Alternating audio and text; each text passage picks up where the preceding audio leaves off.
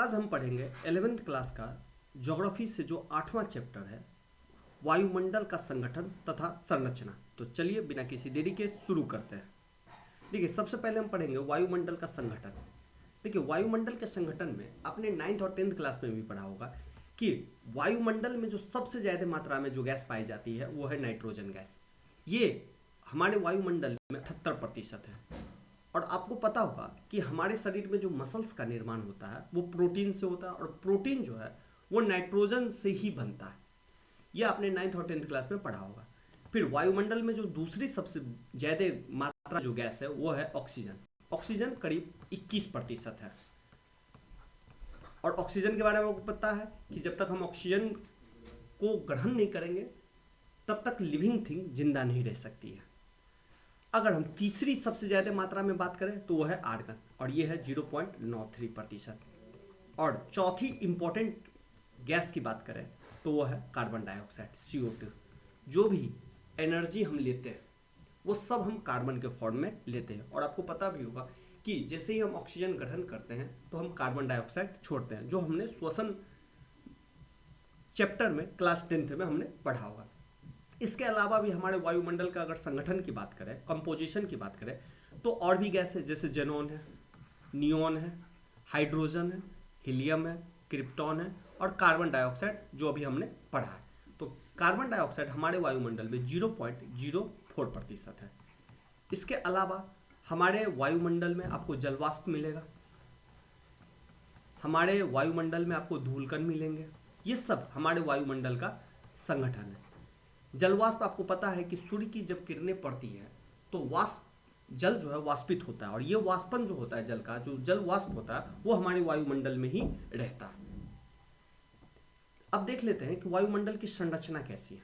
देखिए, वायुमंडल की संरचना को 5 हिस्सों में बांटा गया है। सबसे ऊपरी परत को कहा गया क्षोभ मंडल, या इसे हम सबसे निचली परत भी कहते हैं। इससे ऊपर वाले परत को कहा गया समताप मंडल। इससे ऊपर वाले परत को कहा गया मध्यमंडल। इससे ऊपर वाले परत को कहा गया है तापमंडल। इन्हें हम आयन मंडल भी कहते हैं, तो ये भी रखिएगा। और सबसे बाहरी को कहा जाता है बाह्यमंडल या बहिर्मंडल। तो सबसे पहले हम इन पांचों मंडल के बारे में बारी बारी से पढ़ लेंगे। देखिए, सबसे पहले हम पढ़ते हैं क्षोभ मंडल।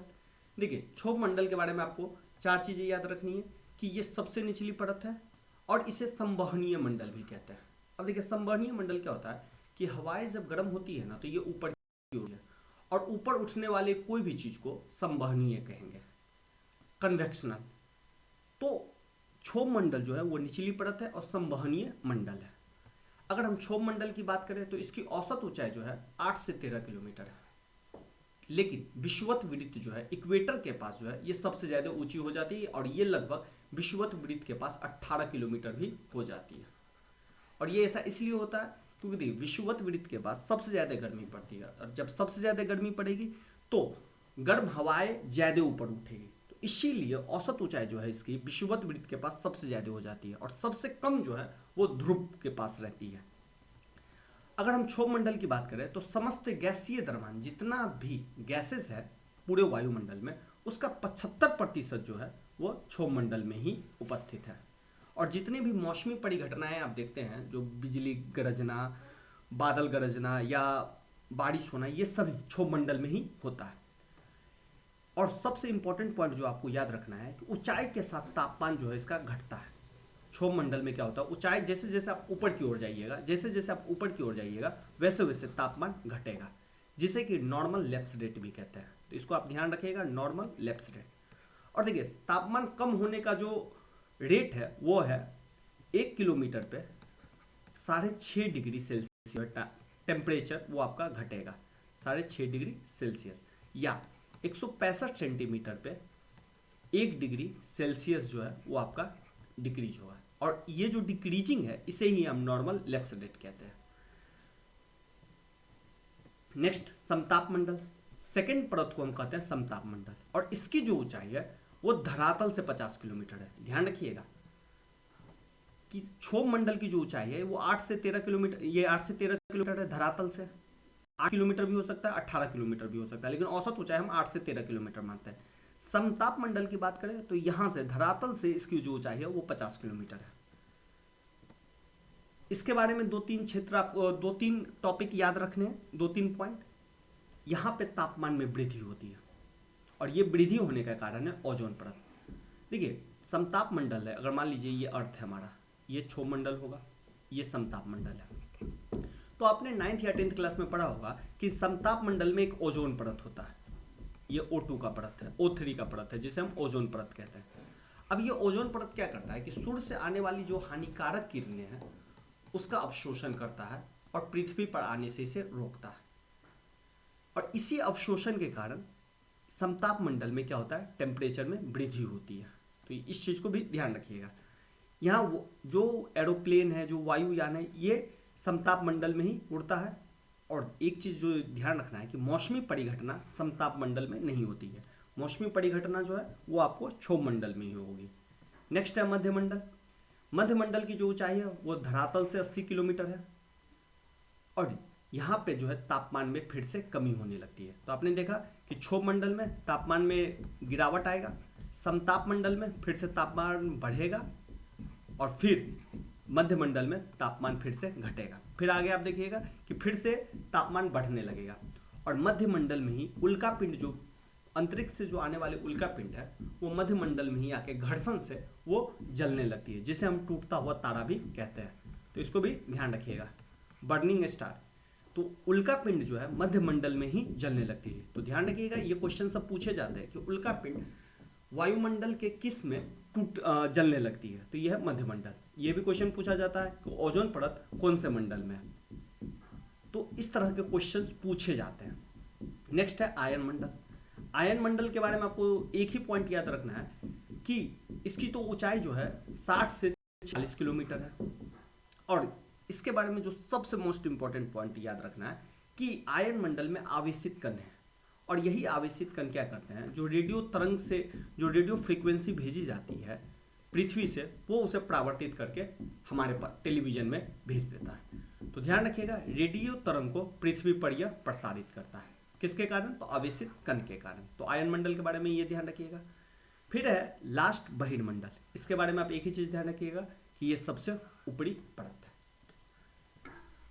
अब थोड़ा सा हम देख लेते हैं कि टेम्परेचर जैसे जैसे ऊपर जाता है, हवाएं जैसे जैसे हम ऊपर जाता है, क्षोभ मंडल से समताप मंडल, समताप से मध्यमंडल और फिर आयन मंडल, फिर बहिर्मंडल, तो टेम्परेचर कैसे वैरी करता है।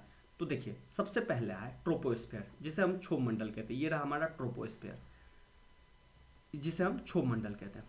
देखिए ट्रोपोस्फीयर और स्ट्रेटोस्फीयर, जिसे हम समताप मंडल कहते हैं, देखिए इसको कहेंगे हम समताप मंडल, ध्यान रखिएगा। मेसोस्फीयर को कहेंगे मध्यमंडल। थर्मोस्फीयर को दो पार्ट में बांटेंगे, एक को हम कहेंगे आयन मंडल और एक को कहेंगे हम बहिर्मंडल। तो ध्यान रखिएगा। अब देखिए ट्रोपोस्फीयर और स्ट्रेटोस्फीयर को 10 किलोमीटर पे एक रेखा काटती है, इसी को कहते हैं ट्रोपोपॉज या इसको कहेंगे हम क्षोभ सीमा। ध्यान रखिएगा, क्षोभ मंडल और समताप मंडल को जो रेखा मिलाती है उसको हम कहेंगे क्षोभ सीमा। इसी तरह समताप मंडल और मध्य मंडल को जो सीमा मिलाएगी उसे कहेंगे समताप सीमा। उसी तरह मध्य मंडल और आयन मंडल को जो सीमा मिलाएगी उसे हम कहेंगे मध्य सीमा।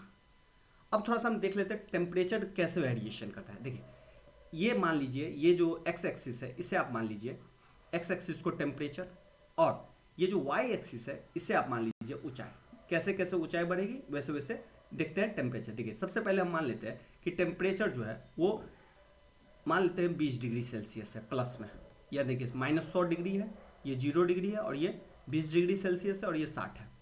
अब देखिए जैसे जैसे हम ऊपर जाएंगे तो आपने क्या पढ़ा है कि क्षोभ मंडल में जो है, ट्रोपोस्फीयर में जो है वो तापमान गिरेगा, और किस दर से गिरेगा, 1 किलोमीटर पे 6.5 डिग्री। तो जैसे जैसे हम जाएंगे वैसे वैसे टेम्परेचर जो गिरेगा, और 10 किलोमीटर पे लमसम 65 डिग्री के आसपास गिरेगा, तो इधर 20 हो जाएगा और इधर 45 घटेगा। फिर आपको पता है कि स्ट्रेटोस्फीयर में जो ओजोन होता है, और ओजोन करता है सूर्य से आने वाली जो पराबैंगनी किरण है उसका अवशोषण कर लेता है। तो अवशोषण कर लेगा तो ये पार्ट गर्म हो जाएगा।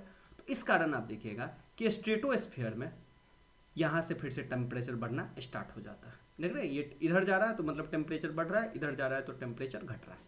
अब स्ट्रेटोस्फीयर में टेम्परेचर बढ़ा।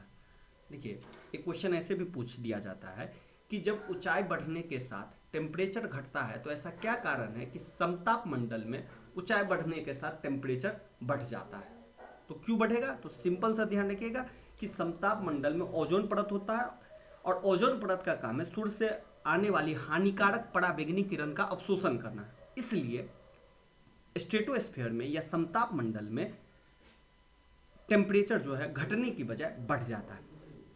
फिर मेसोस्फीयर में, जिसे हम मध्य मंडल कहते हैं, मध्य मंडल में फिर से टेम्परेचर घटना स्टार्ट, और सबसे ज्यादा जो है कम टेम्परेचर आपको मध्य मंडल में ही पाया जाएगा, और फिर थर्मोस्फीयर में जाते जाते यहां से टेम्परेचर बढ़ना स्टार्ट हो जाएगा। तो इस चीज को आप ध्यान रखिएगा कि सबसे कम टेम्परेचर जो है वो आपके मध्य मंडल में स्थित होता है। तो आज के लिए इतना ही रखते हैं। अगर सेशन अच्छा लगे तो लाइक और शेयर जरूर कीजिए और चैनल को सब्सक्राइब कीजिए। धन्यवाद। नेक्स्ट टॉपिक लेकर जल्दी हाजिर होंगे।